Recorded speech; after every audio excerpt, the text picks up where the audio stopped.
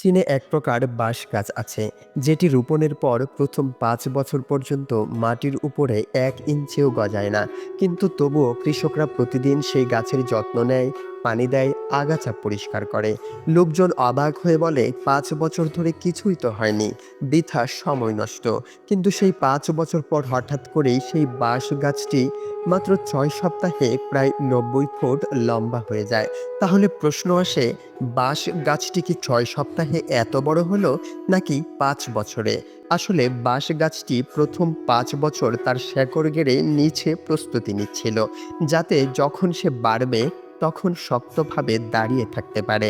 আমাদের জীবনের অনেক ক্ষেত্রেও আমরা কঠোর পরিশ্রম করি, কিন্তু ফলাফল চোখে পড়ে না।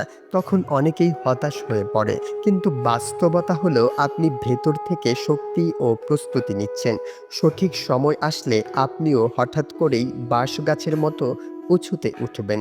তবে তার জন্য ধৈর্য, বিশ্বাস আর নিয়মিত চেষ্টার কোনো বিকল্প নেই।